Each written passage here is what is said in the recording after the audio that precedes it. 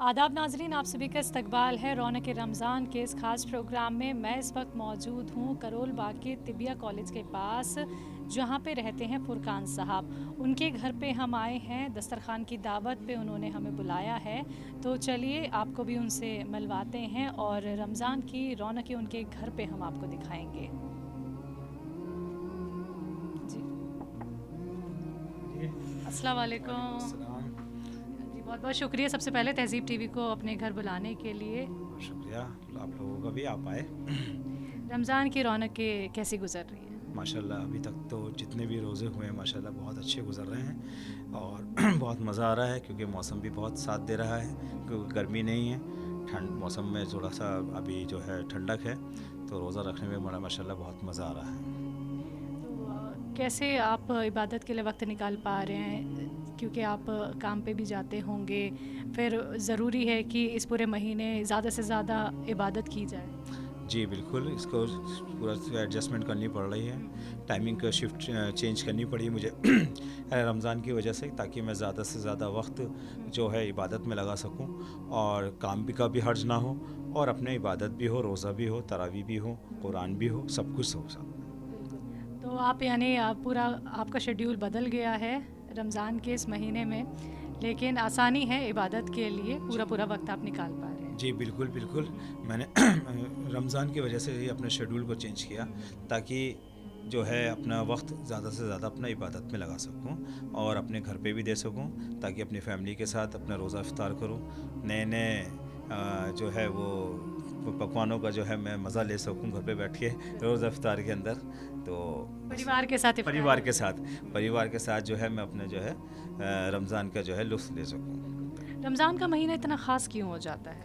रमज़ान का महीना इसलिए ख़ास है क्योंकि इस महीने के अंदर कुछ चीज़ें ऐसी हुई हैं, जैसे सबसे पहले मैं आपको बताना चाहता हूँ कि कुरान इसी महीने में नाज़िल हुआ था आसमान से।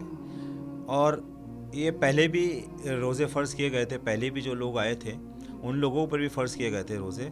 और ये महीना जो है दरअसल हर चीज़ से बचने का है महीना, ठीक है ना। इसमें हर चीज़ से आदमी जो है बचता है, हर बुराई से बचता है, गीबत से बचता है, हर मतलब गुनाह से बचने का ये महीना होता है। और इसमें हमें जो है अपने आप को जो है पूरी तरह से जो है इबादत में जो है मशगूल रखना होता है, ताकि ज़्यादा से ज़्यादा। और ये महीना जो है सिर्फ़ और सिर्फ अल्लाह का महीना है। ये रोज़ा जो रखा जाता है सिर्फ अल्लाह के लिए रखा जाता है, ना कि किसी और के लिए, और इसका बदला भी अल्लाह ही देने वाला देता है। तो इसलिए ख़ास इसलिए है कि ये महीना जो है सिर्फ अल्लाह के लिए है और जितनी इबादत होती है इसके अंदर सिर्फ अल्लाह के लिए की जाती है इबादत, ताकि जितनी भी इबादत हो वो सब अल्लाह के लिए हो और इसका बदला और इंशाल्लाह ज़रूर मिलता है। आपसे बहुत सारी बात हम और करेंगे, लेकिन इंशाल्लाह इफ्तारी का भी वक्त जी होने जी वाला है। लेकिन सबसे पहले हम आपकी किचन की तरफ रुख करना चाहेंगे। चलिए नाजरीन, हम आपको किचन की तरफ लेके चलते हैं। इफ्तारी में आज क्या कुछ खास बना है और किचन की क्या रौनकें चल रही हैं। अस्सलाम वालेकुम। वालेकुम अस्सलाम। कैसी हैं आप? जी अल्हम्दुलिल्लाह। आपका नाम? मेरा नाम शबाना है। तो शबाना, क्या बना रही हैं आज आप इफ्तारी के लिए, बताइए हमें। अभी मैंने फ्रूट चाट बना लिए हैं और कुछ फ्रूट्स काट के अलग से रख लिए हैं। मैं पकौड़ियों की तैयारी कर रही हूँ। पकौड़ियाँ मैंने कुछ बना लिए हैं और कुछ अब मैं तैयार कर रही हूँ। पकौड़ी किस किस चीज़ की हैं, बताइए। ये आलू और प्याज की पकौड़ी है, जिसमें मैंने थोड़ा सा धनिया भी डाला है और थोड़े मसाले डाले हैं ताकि वो थोड़ा स्पाइसी हो जाए, इस वजह से। तो वही तो हम बनते हुए ज़रूर देखना चाहेंगे। तो नाजरीन देखिए, पकौड़ियों की तैयारी हो रही है। प्याज की पकौड़ी हैं, आलू की पकौड़ी हैं, और इफ्तारी में पकौड़ी ना हो तो ऐसा कैसे हो सकता है। तो देखिए, ये पकौड़ियाँ यहाँ पे तली जा रही हैं। फ्रूट चाट बन के तैयार हो गई है, वो भी हम आपको दिखाएंगे। तो इन्होंने अपना ही एक मसाला इन पकौड़े के मिक्सचर में डाला है।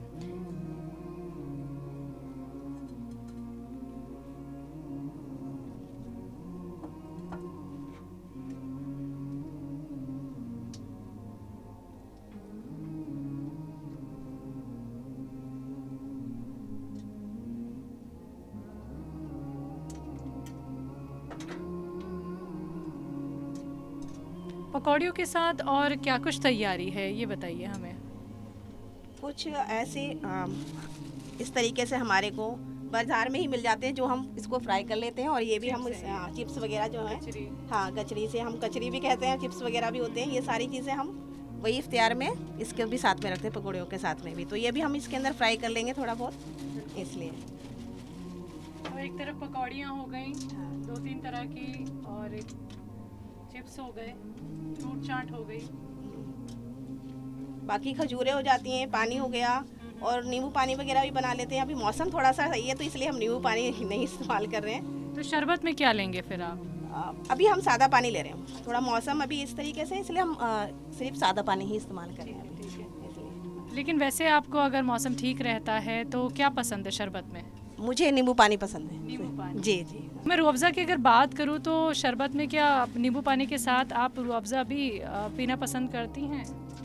जी जी, नींबू पानी के साथ साथ मैं रूह अफ़ज़ा भी पसंद करती हूँ, क्योंकि रूह अफ़ज़ा का एक अलग ही टेस्ट है अपना, जो अलग से ही आता है। नींबू पानी तो है ही साथ में, लेकिन रूह अफ़ज़ा का अलग से टेस्ट आता है, जो थोड़ा सा दूध डाल के मुझे ज़्यादा पसंद है। दूध वाला जो होता है वो ज़्यादा पसंद है, तो मैं रूह अफ़ज़ा भी बनाती हूँ उसके लिए से। जी, तो आज भी आप हमें बना के दिखाएंगे कि शरबत में आप जो रूह अफ़ज़ा बनाती हैं वो कैसे बनाती हैं? बिल्कुल बिल्कुल बिल्कुल, मैं भी तैयारी करते हैं उसकी, रूह अफ़ज़े की भी। तो रोज़े कैसे गुजर रहे हैं वैसे आपके? रोज़े तो बहुत अच्छे जा रहे हैं, मौसम बहुत अच्छा है, ऊपर वाले की मेहरबानी है कि मौसम बहुत अच्छा है, इसलिए रोज़े बहुत ही अच्छे जा रहे हैं अभी। वाकई में इस बार जो मौसम है वो बहुत ही खुशनुमा है, नहीं तो बेहद गर्मी होती है तो थोड़ी तकलीफ हो जाती है, लेकिन जब ऊपर वाले का साथ होता है तो वो हिम्मत, वो ताकत खुद ही आ जाती है और रोज़े हमारे पूरे महीने के मुकम्मल हो जाते हैं। जी बिल्कुल बिल्कुल, अल्लाह ताला ताकत देता है तो इंसान खुद ही अपने आप हिम्मत कर लेता है फिर उसी हिसाब से। लेकिन मौसम इस टाइम अच्छा है तो बहुत ज़्यादा अच्छे गुजर रहे हैं अभी रोज़े, इसलिए। जी। और साथ में आपके शौहर और आप दोनों एक साथ इफ्तारी करते हैं या और भी लोग होते हैं साथ में? हाँ, मेरे देवर कभी कभी आ जाते हैं, वो अभी जॉब पे हैं। अगर वो जल्दी आ जाते हैं तो वो हमारे साथ में ही करते हैं, वरना हस्बैंड और वाइफ अभी हम कर रहे हैं। हाँ। तो इबादत के लिए कैसे वक्त निकालते? घर का काम भी होता है, फिर इफ्तारी भी बनानी होती है, तो कैसे पूरा समय निकालती हैं आप इबादत के लिए? निकल ही जाता है इबादत के लिए। देखिए, मेन तो जो रमज़ान है वो हमारी इबादत के लिए ही है, तो इबादत का टाइम तो हमें निकालना ही है, तो हम इबादत का टाइम तो निकालते हैं। जैसे अब हमने इफ्तारी से फारिग हो जाएंगे, मगरिब के बाद जो हमारा टाइम हो जाता है उसके बाद हम इबादत ही करते हैं अपना। फिर जो सोने का टाइम सो जाते हैं, उसके बाद सुबह उठ के जल्दी उठ जाते हैं और फिर उसके बाद इबादत करते हैं। जी। तो बाकी महीनों से ये महीना कितना ख़ास है?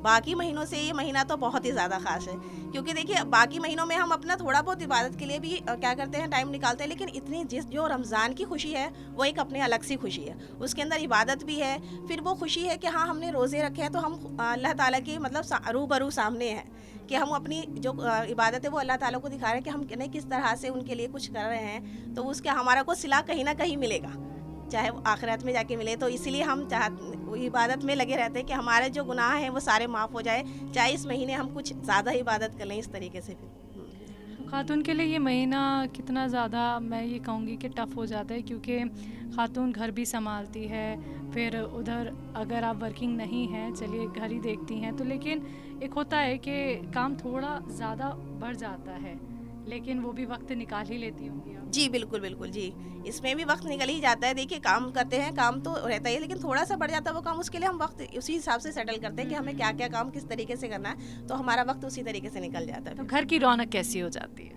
घर की रौनक तो पूछे मत। अभी तो हम यहाँ 2 जने इसलिए इतनी ज़्यादा नहीं पता चलती, लेकिन जहाँ पर फैमिली मेम्बर्स होते हैं वहाँ तो रौनक बिल्कुल पता चलती है, क्योंकि छोटे से बच्चा भी इतनी खुशी मनाता है कि आज रमज़ान है, हमने रोज़ा रखा है, चाहे वो पूरे दिन खाना खा रहा हो, लेकिन उसको ये लगता है कि हाँ मेरा रोज़ा है, मैं रोज़ा खोलूँगा। वो तो इसलिए जब मेरी बेटी आएगी, अभी वीकेंड में आएगी, उसकी पढ़ाई चल रही, तो इस वजह से जब वो आती है उसके बाद बोलती है कि मेरा रोज़ा है आज, तो मैं रोज़ा खोलूँगी। वो पहले ही दस्तरखान लगा के बैठ जाती है कि मेरा रोज़ा है, आज मैं रोज़ा खोलना है मुझे। इस तो तरीके बेटी भी अपनी पसंदीदा चीज़ें बनवाती होगी आपसे? हाँ, उनकी पसंद अलग है, वो अपनी अपनी पसंद की चीज़ें बनवाती हैं। तो इफ्तारी के समय आपकी पसंद की चीज़ें, फिर बच्चों की पसंद की चीज़ें, दोनों ही बनती हो? जी बिल्कुल, उनकी पसंद की भी बनाते हैं, अपनी पसंद की भी बनाते हैं, इसलिए। एक इफ्तारी तो आपके घर पे होती है, क्या आप नाते रिश्तेदारों के घर भी जाते हैं? क्या उनके साथ भी इफ्तारी होती है, या फिर इफ्तारी के लिए कहीं और भी जाना आपका होता है, या घर पे ही आप दोनों ही इफ्तारी करते हैं, आप और आपके शौहर? नहीं नहीं, हम रिश्तेदार के यहाँ भी जाते हैं, और मेन हम क्या कहते हैं, जैसे मेरी जेठानी यही पास में रहती हैं,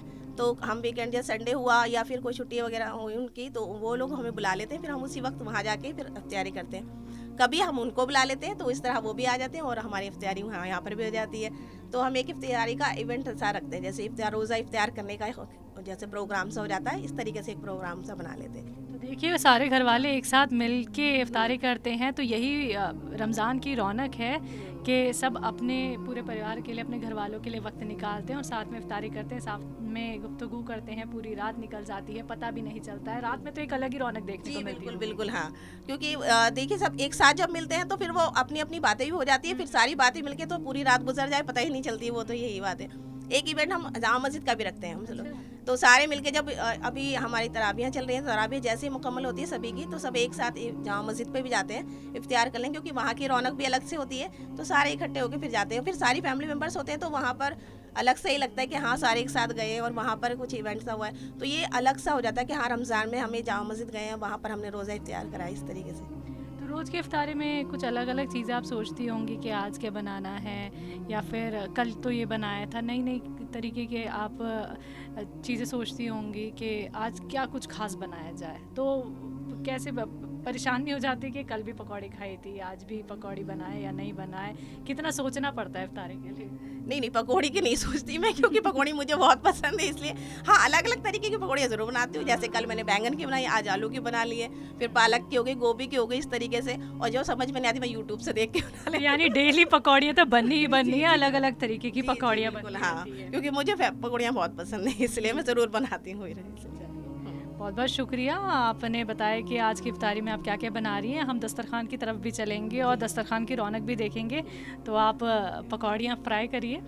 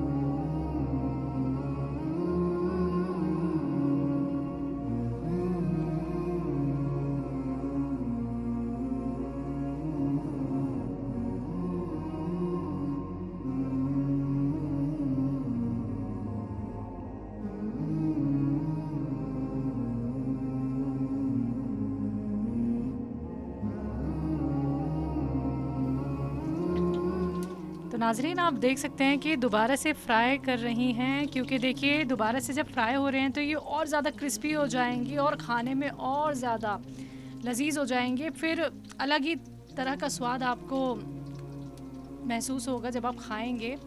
तो वाकई में पकौड़ियों के बिना, खजूर के बिना और कचरियों के बिना इफ्तारी अधूरी होती है।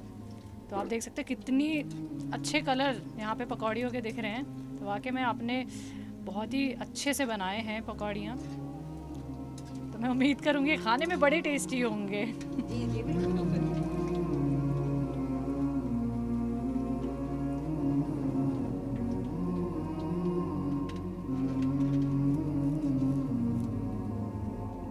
खाने में किस तरीके की तैयारी करती हैं? चलिए इफ्तारी के लिए तो ये पकौड़ियाँ हो गई, कचरी हो गई, फ्रूट चाट हो गई, शरबत हो गया, खाने में क्या बनता है? खाने में नॉर्मल जो हम सब्जियां वगैरह बनाते हैं, इस तरीके से सब्जी बना लेते हैं, रोटी बना लेते हैं। वैसे इस टाइम को ज़्यादा खाया नहीं जाता, क्योंकि हम इफ्तियार कर लेते हैं तो इतना वो हो जाता है, तो नॉर्मली थोड़ा बहुत ही खा पाते हैं। तो हम सब्ज़ी, रोटी, ये सारी चीज़ें, या फिर कुछ अलग सा हो जाता है, जैसे कोरमा हो गया, बिरयानी हो गई, इस तरीके से कुछ भी बना लेते हैं हम खाने के लिए। फिर इसी तो आज खाने में क्या बनाएंगे फिर आप? आज तो मैं खाने में चावल बनाऊँगी, जो आलू के चावल होते हैं पीले, वो, और उसके साथ में बनाना है रायता मुझे बूंदी का। बूंदी का रायता और चावल बनाएंगी आप? हाँ। तो उसकी कुछ खास रेसिपी? खास रेसिपी तो नहीं, मैं जिस तरीके से नॉर्मल होती वैसे ही चावल बनाती हूँ, और फिर उसके बाद बूंदी का रायता उसके साथ ले लेते हैं हम, और थोड़ा सा टमाटर का सलाद उसके साथ। ये जो आलू वाले चावल आपने बताए हैं, इसके अंदर किसी तरीके का मसाला या फिर सिर्फ आलू ही होते हैं? प्याज, टमाटर, ये सब भी आप डालते हैं? सारी चीज़ें ही इस्तेमाल होते हैं, प्याज, टमाटर, आलू, और अगर उसको थोड़ा सा और टेस्टी बनाना है तो उसके अंदर मैं कुछ और सब्जियां भी डाल लेती हूँ, 2-4, जो सब्जियां घर के अंदर हुई वो सारी सब्जियां उसके अंदर मिक्स करी और फिर उसके बाद मसाला एक तरह से भून के फिर उसके अंदर चावल डाल के फिर बनाते हैं फिर। तो घर के मसाले ही इस्तेमाल करती हैं या आपका कोई खास मसाला है जो आप इस्तेमाल करती हैं? अभी नहीं, मैं खास मसाला तो कुछ ऐसा नहीं, मैं अपना ही मसाला जो है वही इसमें डालती हूँ, सारा जो मसाला मेन है वही, उन्हीं को थोड़ा बहुत अलग अलग करके कर देती हूँ। जैसे चाट मसाला उसमें थोड़ा सा मिक्स कर लिया, किसी के अंदर कुछ और मिक्स करके डाल दिया, तो इस तरीके से मसाला कर देती हूँ फिर मैं उसे। तो आपने जो फ्रूट चाट बनाई है वो हम देखना चाहेंगे कि फ्रूट चाट में आपने किन किन फ्रूट्स का इस्तेमाल किया और किस मसाले का इस्तेमाल किया। जी जी जी बिल्कुल दिखाना चाहूँगी जी। ये रहा हमारा फ्रूट चाट। हम्म। इसके अंदर मैंने पपीता लिया है, चीकू है और मेरा केला है, सेब है, अनार है और मैंने इसके अंदर कुछ मसाले डाले हैं, जैसे चाट मसाला हुआ, हल्की सी काली मिर्च डाल दी है और इसके अंदर काला नमक डाला है और थोड़ी सी चीनी उसके अंदर पीस के मैंने डाल दी है ताकि वो थोड़ा सा स्पाइसी सा हो जाए और वो भी लगे खाने में सही लगे इसलिए। तो अलग अलग तरह से आप डेली फ्रूट चाट बनाती हैं या सारे फ्रूट्स यही इस्तेमाल करती हैं आप डेली? नहीं, जो फ्रूट नहीं, सारे फ्रूट्स यही नहीं, अलग अलग फ्रूट्स भी इस्तेमाल कर लेती हूँ। कभी इसके अंदर कुछ और चेंजिंग भी कर देते हैं, संतरे आ रहे हैं वो संतरे भी डाल लेते हैं, कभी कभी कुछ और आ जाते हैं उसके अंदर वो मिक्स कर लेते हैं। तो इस तरीके से फ्रूट चाट अलग ही तरीके से बनता है, कुछ अलग अलग है। जहाँ पे पकौड़ियाँ आपको बेहद पसंद है, आप तरह तरह की पकौड़ियाँ बनाती हैं, तो ऐसे ही हम माने कि तरह तरह के फ्रूट चाट भी डेली बनाती हैं इफ्तारी के समय? जी जी, फ्रूट चाट भी अलग अलग ही बनते हैं। कभी फ्रूट चाट की तरह बना लेते हैं, कभी हम अलग अलग तरीके से रखते हैं। जैसे फ्रूट चाट ना बना के अलग से ही अलग अलग सारे कटिंग कर लेते हैं चाट, हाँ, फ्रूट्स का, और अलग रख लेते हैं, फिर उसके अंदर अलग से ही मसाला डाल के फिर वो खाते हैं, इसलिए। तो नाज़रीन आप देख सकते हैं, देखिए ये सारे फ्रूट्स हैं, इसमें पपीता है, सेब है, चीकू, केला, अनार, तो इसके अंदर मसाला है जो इन्होंने अभी बताया हमें, चाट मसाला है और साथ में बाकी तरीके के मसाले भी इसमें डाले हुए हैं। तो बहुत ही खूबसूरत दिख रहा है ये, वाकई में फ्रूट चाट की भी रौनक ही है। मैं तो कहूँगी कि दस्तरखान की जो रौनक होती है वो खाने से ही बनती है। और रमज़ान का ये जो पाक महीना होता है, इसमें जब हम पूरे दिन रोज़ा रखते हैं उसके बाद फ्रूट चाट मिल जाए तो अलग ही स्वाद आ जाता है।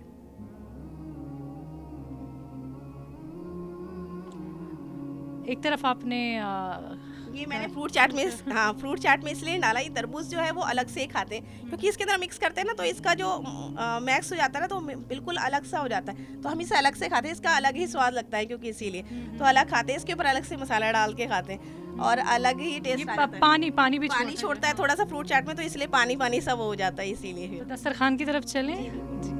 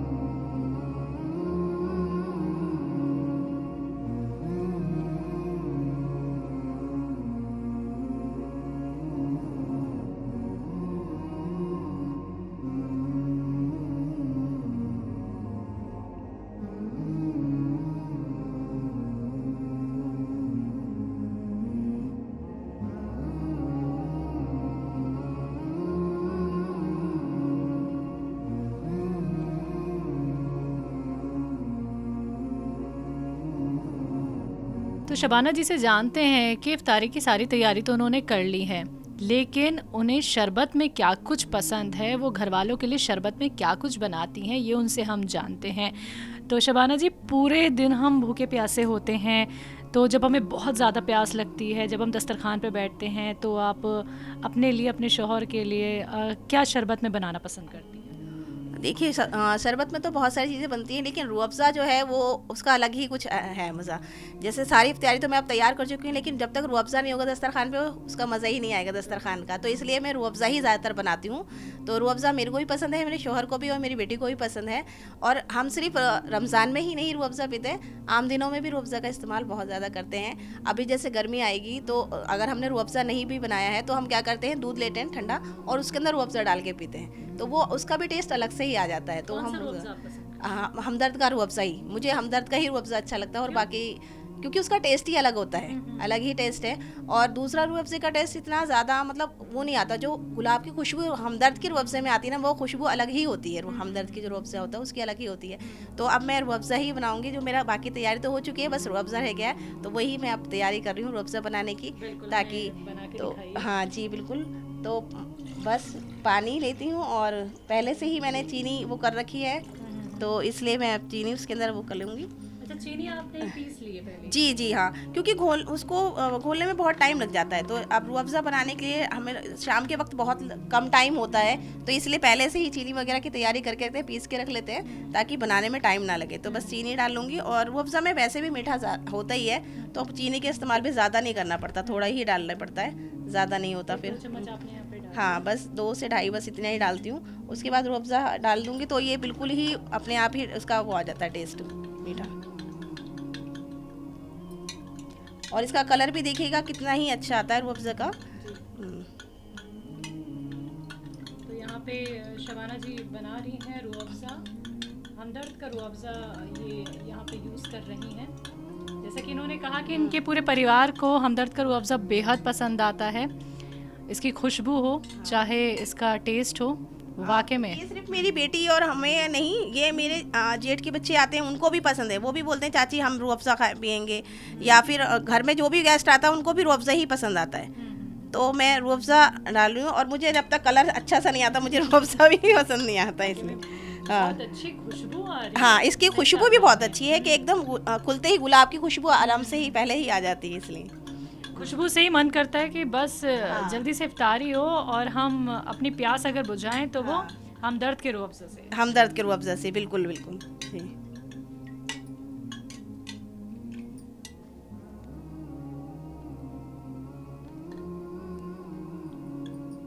जब तक कलर ना आए तब तक पता कैसे चले कि शरबत बन गया जी है। बिल्कुल हाँ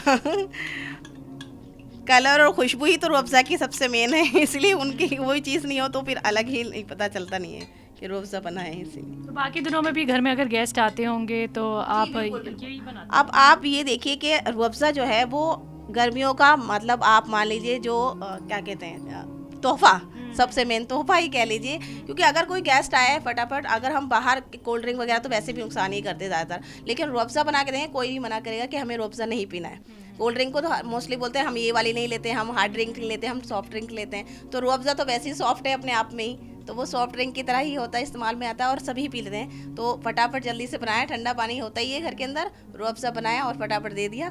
ना तो इसके अंदर टाइम लगता है बनाने में और देने में भी अच्छा, और मज़ा भी आता है पीने में भी सबको, इसलिए हाँ। तो नाजरीन देखिए, आप यहाँ पे देख सकते हैं कि हमदर्द का रूह अफ़ज़ा यहाँ पे मैम ने इस्तेमाल किया है और शरबत के लिए ये तैयारी हो गई है।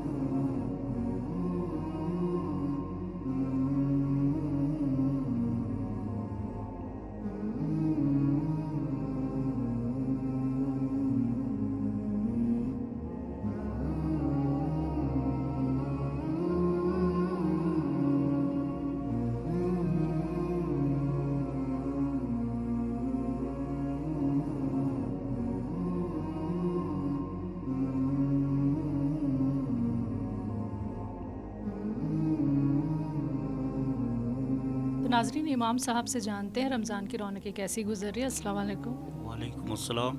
सबसे पहले मैं आप लोगों को रमज़ान मुबारक की मुबारकबाद देना चाहता हूँ और ये दुआ करता हूँ कि अल्लाह ताला इस महीने की बरकत तमाम दुनिया को पहुँचाए और इसकी अमन और सुकून वाली ज़िंदगी अता फरमाए। रही बात रमज़ान मुबारक के महीने की, हर एतबार से जो है अल्लाह ताला फ़राख रिस्क भी अता फरमाता है, सुकून भी अता फरमाता है और रोज़े की बरकत से बहुत सारी जो चीज़ें आदमी बग़ैर रोज़े के कर लेता है तो उनसे बच जाता है। मसलन वाहियात, इधर उधर घूमना या फिरना, इन चीज़ों से बचते हुए इंसान रोज़ेदार ख़ास तौर से अल्लाह की तरफ इबादत में मशगूल होता है, उसको याद करता है और दूसरों की हमेशा मदद करता है। क्योंकि रमज़ान के एतबार से क्या, बल्कि अल्लाह ने ये फरमाया कि अल-खल्क़ु अयालुल्लाह, अल्लाह की सारी मखलूक जो है अल्लाह का एक कुनबा है। यानी जैसे हमारा परिवार है तो जितनी भी मखलूक है वो सब अल्लाह का कुनबा है। तो रोज़ेदार ख़ास तौर से सारी मखलूक को सुकून और अमन अता करने की कोशिश करता है। किसी को सताता नहीं, किसी को मदद करता है बार बार। अगर किसी को किसी भी चीज़ की ज़रूरत हो, पड़ोसी हो या गैर पड़ोसी हो, कोई भी हो, साहिब मदद आ जाए तो उसकी मदद करता है हर एतबार से। ये रमज़ान मुबारक की ख़ास चीज़ों में से है। अभी रमज़ान में इतनी खास क्यों जाती है? तरावी रमज़ान में जैसे और नमाज़ों का एहतमाम होता है और सारी नमाज़ें ख़ास होती हैं, लेकिन रमज़ान में चूँकि मैं बताया ना आपको कि जो आदमी इधर उधर घूमता रहता है, यानी गैर चीज़ ला यानी चीज़ें जो गैर शरई होती है उनसे बचता है, अल्लाह की तरफ ज़्यादा ध्यान देता है। तो सारी ही नमाज़ों में, अभी मगरिब की नमाज़ हो रही है, इसमें भी आप देखेंगे बहुत सारे हैं नमाजी होते हैं। और वो चूँकि रमज़ानुल मुबारक की जो आपने पूछा तरावी इसलिए ख़ास होती है कि उसमें कुरान शरीफ जो अल्लाह का कलाम है वो पढ़ा जाता है। तो उस कलाम को सुनने के लिए ख़ास तौर से लोग इकट्ठे ज़्यादा होते हैं। चूँकि उसमें अल्लाह का कलाम पढ़ा जाता है, तरावी में 20 रकातों में अल्लाह का कलाम होता है पूरे रमज़ान, इसलिए उसकी ज़्यादा अहमियत होती है। और रमज़ान में बाकी सारी नमाज़ें हैं, जुमा भी है और जो गैर रमज़ान में भी, लेकिन रमज़ान में अहमियत इसलिए बढ़ जाती है कि इंसान रोज़ा रखते हुए अल्लाह की इबादत ज़्यादा करने की कोशिश करता है, ये वजह है। कई बार हम देखते हैं कि हम समय नहीं निकाल पाते हैं नमाज के लिए, लेकिन ये पूरा महीना इतना पाक होता है कि हम कैसे न कैसे वक्त निकालना ही ज़रूरी हो जाता है, क्योंकि इबादत का ही पूरा महीना है। जितना ज़्यादा हम ऊपर वाले को याद करेंगे और जितना ज़्यादा हम नेकी करेंगे और इबादत में वक्त गुजारेंगे, उतना हमें सवाब मिलेगा। जी, सवाब का ही दारोमदार है कि भाई जितना भी इंसान अपने अल्लाह से लो लगाएगा, इतना ही। सबसे पहली बात तो वो गुनाहों से बचेगा। यानी गुनाह कहते हैं, गुनाह वो होता है कि किसी को किसी भी किस्म की कोई तकलीफ़ पहुंचाना गुनाह होता है, और इन चीज़ों से इंसान बचेगा। जब अल्लाह से लो लगाएगा तो वो उस तरफ से बचेगा, अल्लाह की तरफ नेकी खुद ब खुद हो जाएगी। तो इसलिए इंसान अल्लाह को अपने राज़ी करने के लिए इबादत करता है, और इबादत करनी भी चाहिए। वैसे तो गैर रमज़ान में भी, लेकिन रमज़ान में चूँकि एक नेकी का सवाब कुछ ज़्यादा मिलता है, यानी 70 गुने तक, एक का सवाब 70 गुने तक बढ़ जाता है, इसलिए इंसान ज़्यादा नेकियां करता है, ज़्यादा नमाज़ पढ़ता है, ज़्यादा सदका खैरात करता है, किसी की मदद भी ज़्यादा एतबार से करता है। हर मामले मतलब वो ज़्यादती के साथ करता है नेकियों के, और गुनाहों से ऑटोमेटिक बचता है। क्योंकि जब आदमी अल्लाह से लगा रहेगा तो उसको गुनाह करने की फुर्सत नहीं मिलेगी। यानी दो चीज़ें, गुनाह करने वाला अल्लाह से नहीं लगेगा और जो अल्लाह से लगा हुआ है वो गुनाह नहीं करेगा, सीधी बात। हम जगह जगह इफ्तारी भी देखते हैं कि लोग जो गरीब होते हैं उनके लिए भी खाने की तैयारी करते हैं। इफ्तारी के वक्त उनको भी खाना दिया जाता है, कपड़े दिए जाते हैं। तो ये दान भी जब उन्हें किया जाता है तो इसका भी एक अलग ही सवाब मिलता होगा इस महीने। जी, इसका भी यही है कि एक मतलब एक नेकी का सवाब 10 गुने से बढ़ाकर 70 गुने तक और उससे भी ज़्यादा देता है। तो इसलिए यानी ये खैर व बरकत वाला जो महीना है, इसमें आदमी हर एतबार से इसलिए मदद करता है, गरीब हो कि भाई जैसे हम खा रहे हैं, मिसाल के तौर पर हमारे सामने इतने सारे खाने हैं, बहुत सारे ऐसे भी हैं जो बेचारे फुटपाथ पे ज़िंदगी गुजारते हैं या उससे भी कहीं नीचे दर्जे के हैं कि उनके पास कुछ नहीं होता। तो हमें ये चीज़ बताई जाती है कि उनका भी ध्यान रखें। भाई हमें तो अल्लाह ने ये दे दी, लेकिन हमारा ज़िम्मे है कि अपना पेट भरने से पहले उन भूखे लोगों का भी ध्यान रखा जाए। इसलिए उनको कपड़ा, पैसे से मदद की जाती है, कपड़े से मदद की, यानी जो भी ज़रूरत होती है उनको वो तक पहुंचाई जाती है। अफ्तार पार्टी की शक्ल में हो या अफ्तार किट के ज़रिए हो, राशन हो या पैसा हो, जिस तरीके से भी जैसे भी अच्छा लगता है, यानी जैसा भी मौका होता है वैसी उनकी मदद की जाती है। और ये हमें शरीयत की तरफ से यानी इस्लाम की तरफ से हुक्म दिया जाता है कि जैसे हम अपने बच्चों को भूखा या हर मतलब उसकी सहूलत देंगे, ऐसे ही वो भी हमारे बच्चे हैं, हमारे परिवार के। मैंने बताया ना कि अल खल्क़ यालुल्लाह, सारी दुनिया जो है अल्लाह के कुनबे में शुमार होती है। तो जैसे दर्द हमने अपने परिवार का रखते हैं, ऐसे ही उन लोगों का भी जिनका कोई सहारा नहीं, जो बेसहारा है या यतीम है, उनका भी हमें ध्यान रखना होता है। इसलिए वो सारी चीज़ें यानी मदद के तौर पर उनके ज़कात के ज़रिए या इमदाद के ज़रिए से कपड़ा या पैसा या किट अफ्तार के नाम से इस तरीके से उनकी मदद की जाती है और उसका सवाब 70 गुने से भी ज़्यादा तक देता है अल्लाह ताला। दुआ जो है इंसान हर रमज़ानुल मुबारक में ख़ास तौर से ये दुआ मांगनी चाहिए हमेशा कसरत से, अल्लाहुम्मा ग़फ़िरली ज़ंबी, ला इलाहा इल्लल्लाह कसरत से पढ़ो, ला इलाहा इल्लल्लाह मुहम्मदुर रसूलुल्लाह, और इस्तग़फ़ार कसरत से पढ़ो। और यानी अपने गुनाहों की अल्लाह के सामने गिड़ा के रहो और ये पढ़ते रहे, अल्लाहुम्मा मन अहयैतहु मिन्ना फ़अहयिही अलल इस्लाम व मन तवफ़्फ़ैतहु मिन्ना फ़तवफ़्फ़हु अलल ईमान। इसका मतलब ये है कि इलाहुल आलमीन जब तक मैं ज़िंदा रहूँ, यानी जो ज़िंदगी का हर का एक मुतय्यन वक्त है, तो जब तक मेरी ज़िंदगी है मुझे इस्लाम पर कायम फरमा, और जब मेरा आखिरी वक्त हो यानी मेरा मरने का टाइम हो तो ईमान पर मेरा ख़ात्मा हो। तो इंशाअल्लाह ये सबसे बेहतरीन दुआ है और कसरत से इंसान अपने दुआ में अल्लाहुम्मा अस्तग़फिरुल्लाह का विर्द करे और ला इलाहा इल्लल्लाह का विर्द करे। रौनक रमज़ान के जो नाज़रीन आपको सुन रहे हैं उनके लिए कोई पैगाम? उनके लिए पैगाम ये है कि भाई रमज़ानुल मुबारक का जो महीना बरकतों वाला है, इस बरकतों का पूरा फ़ायदा उठाए और कोई भी लम्हा, कोई भी वक्त ज़ाय ना करते हुए अपने रब से राज़ी करें। रब को राज़ी हो जाएगा तो इंशाअल्लाह हमारे दुनिया में अमन सुकून होगा, और जब अमन सुकून होगा तो सारी दुनिया एक सुकून के साथ ज़िंदगी गुजारेंगे। इसलिए इस महीने का पूरा फ़ायदा उठाएं और अपने आप को अल्लाह की तरफ बिज़ी करते हुए, यानी उसकी तरफ लो लगाते हुए उससे तौबा इस्तग़फ़ार करता रहे। बहुत शुक्रिया इमाम साहब। नाज़रीन, रमज़ान का महीना हो और हमदर्द का साथ ना हो, ऐसा कैसे हो सकता है? तो आप देख सकते हैं कि हमदर्द ने एक बार फिर से आप सभी के लिए बहुत ही अच्छी चीज़ें निकाली हैं। आप सेवइयाँ यहाँ पे देख सकते हैं और रोस्टेड सेवइयाँ भी ये आप देख सकते हैं। ग्लूकोज़ हमदर्द ने निकाला है, साथ ही रूह अफ़ज़ा जो कि हर साल आपके लिए हमदर्द की तरफ से आता है, जिसका स्वाद, जिसकी खुशबू बहुत अच्छी होती है, जो आपकी सेहत के लिए भी बहुत अच्छा होता है, पीने में भी ये बहुत अच्छा लगता है। और आप देख सकते हैं हमदर्द का हनी जो आपकी सेहत का ख़ास ख्याल रखता है।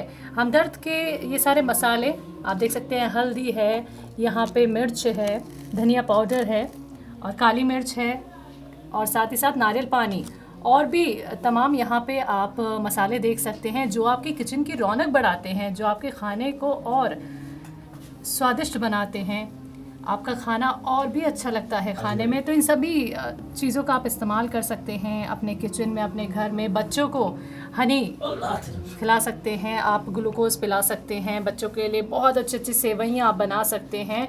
तो ख़ास कर आप लोगों के लिए हमदर्द की तरफ से एक बार फिर से रमज़ान की रौनकों में ये सारी चीज़ें आई हैं जो ना सिर्फ आपका ख्याल रखते हैं बल्कि आपको सेहत को भी दुरुस्त बनाते हैं। तो ये हमारी तरफ से और हमदर्द की तरफ से मैं यहाँ पे मैम को देना चाहूँगी, ये आपके लिए हमदर्द की तरफ से। शुक्रिया हमदर्द वाले को। मैंने हमदर्द की कुछ इस्तेमाल करा है, लेकिन इतनी सारी चीज़ें आज तक मैंने हमदर्द का नहीं देखा था। रूह अफ़ज़ा तो मैं इस्तेमाल हमदर्द का ही करती हूँ, लेकिन बाकी चीज़ें मैंने हमदर्द का कुछ इस्तेमाल नहीं करा था। लेकिन आज पहली बार मैंने हमदर्द का हनी भी देखा और ये सिवैयाँ भी और मसाले भी वो करे हैं। तो मेरे को सिर्फ रूह अफ़ज़ा का ही पता था अभी तक हमदर्द का, तो इसलिए अब तो बाकी सामान भी मैं देख के बहुत ही ज़्यादा खुशी है मुझे कि ये हमदर्द वालों ने इतनी सारी चीज़ें निकाली और सारी चीज़ें बिल्कुल। नारियल पानी भी देखिए हमदर्द का, यहाँ पे नारियल पानी भी आया है और घर के मसाले हमदर्द ने निकाले हैं। और साथ ही साथ रूह अफ़ज़ा, जैसे कि आपने कहा कि आप रूह अफ़ज़ा का इस्तेमाल पहले भी कर चुकी हैं, जी, जी, तो इसका स्वाद कैसा लगता है आपको? रूह अफ़ज़ा का स्वाद तो बहुत ही अच्छा लगता है, बहुत ही ज़्यादा टेस्टी लगता है। इसे नींबू पानी की तरह भी जैसे बनाओ तो उसके अंदर भी रूह अफ़ज़ा हम डाल लेते हैं थोड़ा बहुत, और हम दूध के साथ बनाते तो भी रूह अफ़ज़ा डालते हैं, लेकिन टेस्ट बहुत ही अच्छा आ जाता है उसका। तो रूह अफ़ज़ा तो मैं इस्तेमाल कर चुकी, तो मुझे बहुत ही अच्छा लगता है रूह अफ़ज़ा का। यानी इफ्तारी में शरबत का अगर लुत्फ़ उठाना हो तो हमदर्द का रूह अफ़ज़ा जरूर। हाँ जी, बिल्कुल बिल्कुल, हमदर्द का रूह अफ़ज़ा ज़रूर बनाइए। शुक्रिया। तो नाज़रीन, फ़ुरकान साहब की रिहाइशगाह पे हम आए हुए हैं और दस्तरखान की रौनक तो हमने आपको दिखाई, लेकिन अब हम बात करेंगे फ़ुरकान साहब से और उनकी अहलिया से कि आप दोनों ही रहते हैं इफ्तारी के समय। वैसे दो लोग भी हों तो वो भी एक पूरा परिवार ही होता है, लेकिन कहीं ना कहीं आपको अपने जो और घर वाले हैं उनकी कमी भी महसूस होती ही होगी इफ्तारी के समय में। जी बिल्कुल होती है। अब हम दो लोग हैं इस टाइम में तो इतनी रौनक नहीं लगती, लेकिन जब हम सारे फैमिली वाले मिल जाते हैं तो बहुत ही ज़्यादा रौनक लगती है। दस्तरखान भी बड़ा सा हो जाता है और दस्तरखान पे लगने वाली चीज़ें भी ज़्यादा हो जाती हैं। तो इस तरीके से जो रमज़ान की रौनक है वो अलग ही नज़र आती है जब होते हैं। अब बच्चे भी होते हैं, बड़े भी होते हैं, सब एक साथ बैठते हैं रोज़ा इफ्तियार करने के लिए, तो अलग से ही नज़र आता है कि हाँ भाई रमज़ान का महीना है और रोज़ा इफ्तियार हो रहा है। वो अलग ही रौनक नज़र आती है जब सारे जने मिक्स होते हैं, एक साथ ही बैठते हैं, बिल्कुल इस तरीके से। तो जब साथ में रहते हैं तो बातचीत भी साथ में चलती रहती है दस्तरखान के ऊपर, और फिर अलग अलग तरीके से जो बना होता है उसकी टेस्ट का भी पता चलता है कि कोई अलग टेस्ट बताता है अपना उस तरीके से। वो मतलब दस्तरखान पे जो बातचीत होती है वो अपनी अलग ही रौनक दिखाता है, मतलब अलग ही वो बात होती है दस्तरखान की। तो अब आप क्या बताएं कि दस्तरखान के ऊपर क्या क्या बातें हो जाती हैं बैठे बैठे ही, कि इस तरह से बातें हो जाती हैं, फिर वही होती हैं इसलिए। तो फ़ुरकान साहब, आपके यहाँ पे दोस्त भी होंगे, उनकी भी इफ्तारी होती होगी, तो उनके साथ भी आपकी इफ्तारी होती होगी। वैसे आपकी अहलिया के साथ तो आप इफ्तारी करते ही हैं, तो उसकी भी रौनक हमें बताएं कैसी रहती है इस पूरे महीने। देखिए माशाल्लाह दोस्तों के साथ भी शुरू से ही जो है इफ्तारी का एक अलग ही मज़ा रहता है, और आज भी है। ये नहीं कि वो सिलसिला ख़त्म हुआ है, वो सिलसिला आज भी है। इफ्तारी भी होती है और रमज़ान की रौनकें देखने के लिए हम लोग जो बाज़ार जाते हैं घूमने फिरने, वो अलग ही मज़ा होता है। लेकिन जो मज़ा इफ्तार का और दस्तरखान पर होता है, क्योंकि दस्तरखान पर और घर की चीज़ें जो होती हैं वो अलग ही मज़ा देती हैं, जो बाज़ार के अंदर नहीं मिल सकती। जो घर की औरतें, जो घर की बहनें बनाती हैं चीज़ें, किचन में खड़े होकर शाम से लग जाती हैं बनाने के लिए, वो मज़ा, वो प्यार, वो मोहब्बत जो उसके अंदर चीज़ों में निकल के आती है, वो अलग ही मज़ा होता है। उसका अलग ही जायका और अलग ही जो है टेस्ट निकल के आता है। जब दस्तरखान पे हम रोज़ा इफ्तार करने बैठते हैं तो फिर उसमें अगर कुछ कमी भी होती है तो हम बताते हैं कि हाँ भाई इस चीज़ में ये कमी है थोड़ी सी, तो लेकिन वो उसमें कोई हमेशा ये नहीं कि हम कोई शिकायत करते हैं, लेकिन जो चीज़ें बनती है बड़ी प्यार, मेहनत और मोहब्बत से बनती है। और ख़ास तौर से जो इफ्तार की चीज़ें बनती है उसमें किसी भी कोशिश, देखिए ये रोज़ा होता है, चख तो सक नहीं सकते कि भाई कोई चीज़ कमी तो नहीं है, लेकिन एक इंसान का अंदाज़ा होता है कि हाँ भाई नमक इतना डालना है या मसाले इतने डालने हैं, तो वो एक अलग ही अंदाज़ा होता है, वो अलग ही जायका निकल कर आता है। लेकिन जो चीज़ें दस्तरखान पर बैठ के इफ्तार के टाइम में होती हैं, जैसे फ्रूट चाट्स होती है, और फ्रूट चाट्स का बचपन से हम लोग खाते आ रहे हैं, हमें बड़ा शौक़ रहता था कि भाई, और जो फ्रूट चाट का टेस्ट रमज़ान में मिलता है, आम दिनों में अगर आप बना लेंगे वो टेस्ट नहीं, वो जायका नहीं मिलेगा आपको। जैसे ईद की सिवैयाँ हैं, जो ईद पे बनेंगी उसका जायका अलग होगा, आम दिनों में अगर आप बनाएंगे कि सिवैयाँ तो वो जायका नहीं मिल पाएगा जो ईद पर मिलेगा जायका सिवैयों का। और जो इफ्तारी, जो फ्रूट चाट, जो पकौड़ियाँ जो बनती हैं इफ्तार के लिए, उसका जायका अलग ही होता है अल्हम्दुलिल्लाह, वो आम दिनों में उसका जायका नहीं मिल पाएगा। तो हम लोग तो इंतज़ार करते थे जब रमज़ान आते थे, तो छोटे छोटे से थे तो तैयार हो जाते थे कुर्ता पजामा टोपी पहन के, भाई चलो भाई रमज़ान आ गए हैं और घर में आज ये बनेगा, आज इफ्तारी बनेगी, आज फ्रूट चाट बनेगी, और आज पकौड़ियाँ बनानी है हमारी अम्मी, अल्लाह बख्शे। तो वो अलग ही मज़ा था बचपन का। लेकिन आज भी है, आज ये है कि चलो अब बड़े हो गए हैं, फैमिली थी पहले, सब लोग भरा घर था माशाल्लाह, सब बहनें थी, भाई थे, तो अब सबकी शादियां हो गई हैं, सब चले गए अपने अपने घर के हो गए हैं। अब हम दोनों मियाँ बीवी वाइफ हैं, दोनों हैं, लेकिन हम लोग भी अपने आपस में जब 10 रोज़ा इफ्तार करते हैं बैठ के, तो अपना अलग ही मज़ा होता है उसका। भाई अपने दोनों आपस में बात करते रहते हैं, आज ये चीज़ अच्छी बनी आज, और इसमें ज़्यादा टेस्ट है, ये फ्रूट चाट में ये चीज़ मसाला अच्छा टेस्ट है। तो वो चीज़ें सारी जो है आज भी हम लोग करते हैं। और जब हमारे पूरी फैमिली इकट्ठी होती है तो माशाल्लाह वो और अलग ही मज़ा होता है। जब इफ्तार पार्टी का इंतज़ाम होता है हमारे यहाँ या मेरे बड़े भाई हैं उनके यहाँ होता है, तो हम लोग जो है जब जाते हैं तो अलग ही मज़ा होता है उस चीज़ का। तो उसमें और चीज़ें इजाफा होती चली जाती हैं, बस चलो ये भी बनाओ, ये भी बनाओ, ये भी बनाओ, ये भी बनाओ, तो 10 चीज़ें और एक्स्ट्रा हो जाती हैं खाने के लिए, जबकि खाई नहीं जाती हैं इतनी चीज़ें रोज़ा से, थोड़ी थोड़ी चीज़ें ही चखी जाती हैं टेस्ट के लिए। लेकिन जो मज़ा इफ्तार में रमज़ान के अंदर है, रमज़ान की रौनक में है, वो किसी और महीने के अंदर नहीं देखने को मिलती है ख़ास तौर से। और हम तो इस चीज़ का इंतज़ार करते हैं और ये सोच कर रखते हैं कि पता नहीं ये हमारा आखिरी रमज़ान है, अगले साल हमें मिले या न मिले, तो कोशिश ये रहती है कि इस रमज़ान में जितनी भी इबादतें हो सके कर लें, जितने भी अपने गुनाह जो हमने किए हैं उसकी तौबा इफ्तार कर लें, ताकि हम पाक जब इस दुनिया से जाएं तो पाक साफ़ होके जाएं, परवरदिगार के सामने जब पेश हों तो जब हमारे अमाल उसके सामने खुले तो हम पूरी तरह जन्नती हो जाएं।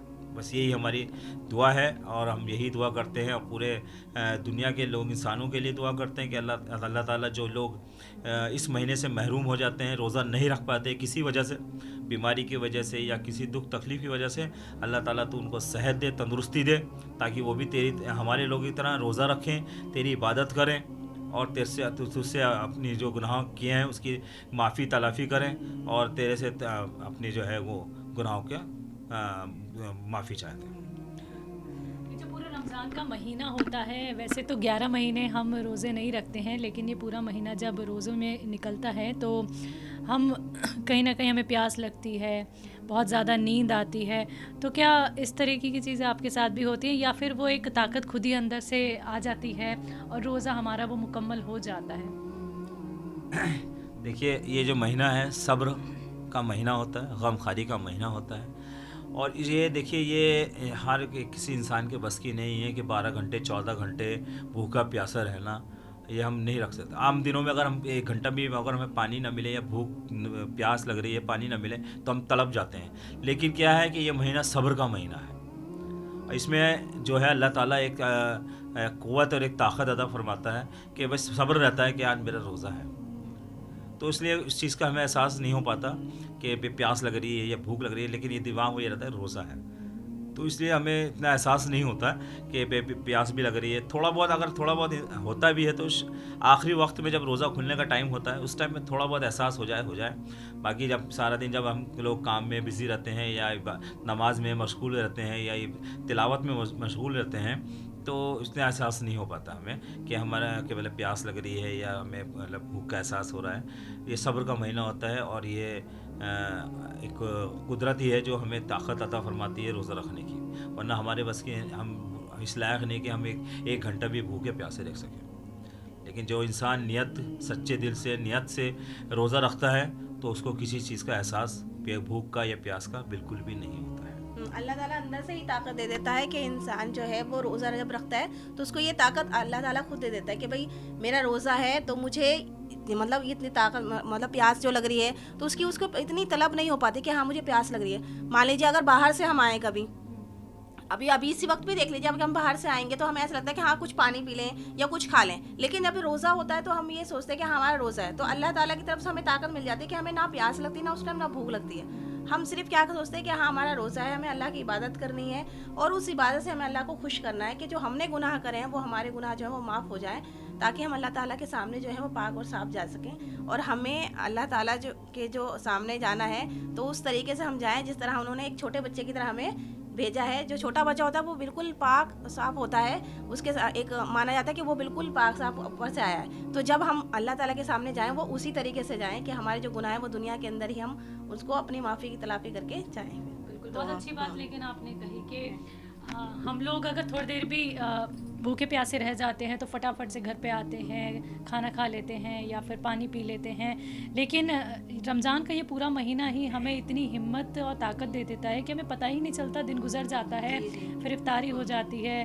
तो ये कह दें कि कुदरत की नेमत है या फिर ऊपर वाले का हमारे ऊपर हाथ होता है कि सारी चीज़ें खुद ब खुद होती चली जाती हैं। जी। जैसे हम खाना बना भी रहे होते हैं उस टाइम भी देखिए हम लोग ये होता है कि आम दिनों में जब खाना बनाते हैं तो नॉर्मली हम खाना मतलब चख ही लेते हैं कि इसमें नमक है, मिर्ची क्या है क्या नहीं। लेकिन रमज़ान के महीने में हमारे अंदर खुद ही ऐसा हो जाता है कि नहीं हमारा रोज़ा है तो हम चखते भी नहीं, फिर भी हमारे ये होता है कि नॉर्मल रह ही जाता है, नमक मिर्ची सब नॉर्मल आ ही जाती है। कभी कदार ऐसा दिमाग से जो वो हो जाए तो नमक वगैरह वो हो जाता है, लेकिन ज़्यादातर नॉर्मल आ ही जाता है कि हाँ कि सारी चीज़ें बराबर ही रहती, बैलेंस हो जाता है। इसीलिए तरावी के बारे में आपसे भी जानना चाहूँगी। तरावी के वक्त एक अलग ही माहौल देखने को मिलता है, वहाँ पे भी मस्जिद में भी एक अलग ही रौनक देखने को मिलती है। जो लोग मस्जिद नहीं जा पाते हैं अपने घर पे ही बंदों को बुलाते हैं और बंदे इतने सारे इकट्ठे होते हैं, एक साथ तरावी पढ़ी जाती है। तो उस माहौल को लेके आप क्या कहेंगे?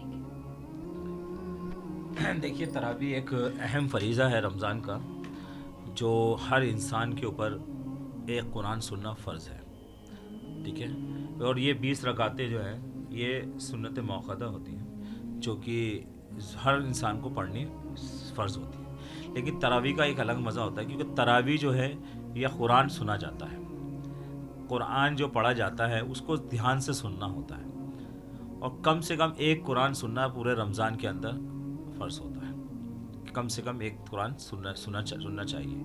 लेकिन जो तरावी ख़ास तौर से सबसे ज़्यादा जो क्रेज़ रहता है वो तरावी का रहता है कि तरावी पढ़नी है, 20 रकात तरावी पढ़नी है, तो उसका मज़ा ही अलग होता है। और मस्जिदों में जो तरावियाँ होती हैं उसमें हज़ारों लोग होते हैं, कुरान सुनने आते हैं कि नहीं यार तरावी पढ़नी है। इसका बहुत बड़ा सवाब है, एक कुरान सुनने का सवाब बहुत बड़ा सवाब है।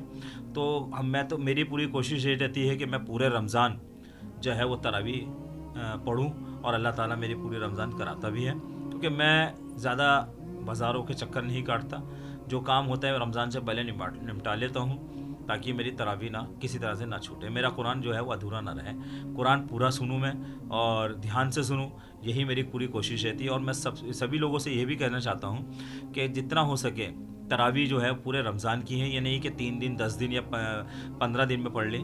तो तरावी पूरे रमज़ान की है, कोशिश करें पूरे रमज़ान तरावी पढ़ें, और तरावी का मज़ा ही अलग है और तरावी का सवाब ही बहुत ज़्यादा है, जो कि हर इंसान को जो है इसको पाबंदी के साथ करना चाहिए। और देखिए, जो लोग बेचारे मजबूर हैं, नहीं पढ़ सकते तरावी और कुरान नहीं सुन पाते, बड़े महरूमत की बात है कि वो महरूम रह जाते हैं इस चीज़ से। और लेकिन इसके लिए दुआ करेंगे अल्लाह ताला से कि अल्लाह ताला उनको भी इस लायक करे, सेहत दे, तंदुरुस्ती दे कि वो भी मस्जिद में जाके तरावी अदा कर सकें। बहुत बहुत शुक्रिया आप दोनों का, आपने अपने दस्तरखान की दावत पे हमें बुलाया और आपके घर की रौनक और रमज़ान के इस पाक महीने में आप दोनों के चेहरों की रौनक भी हमें देखने को मिली। शुक्रिया अपने घर हमें बुलाने के लिए। आपको भी बहुत बहुत शुक्रिया, आप लोग आए और हमें जो है मौका दिया खिदमत का, जो लेकिन आपने बहुत जल्दी करी और चलिए कोई बात नहीं, इंशाल्लाह खैरियत। हम चाहते हैं हर साल आप आएँ और रमज़ान की रौनक जो है हमारे यहाँ ही देखें, इसलिए और चाहते हैं कि और भी लोग आएँ, ताकि रमज़ान की जो रौनक है वो अलग ही होती है, तो वो आके हमारे यहाँ से वो करें। बिल्कुल बिल्कुल। तो नाज़रीन देखिए, इसी प्रोग्राम के ज़रिए हम आपको रमज़ान की ख़ास रौनक दिखाते हैं, उन लोगों के दस्तरखान पे जाके, उन लोगों के रिहाइशगाह पे जाके जो वाकई में पूरे दिन रोज़ा रखते हैं और फिर जो इफ्तारी का वक्त आता है अच्छे अच्छे खाने बनते हैं और अच्छी अच्छी चीज़ें हम आपको दिखाते हैं, और क्यों रमज़ान का महीना इतना पाक होता है और क्यों इबादत करनी चाहिए, ये सारी बात भी हम उनसे जानते हैं। तो फिर से आपसे मेरी मुलाकात होगी इसी प्रोग्राम के ज़रिए, तब तक के लिए मुझे दीजिए इजाज़त, आदाब।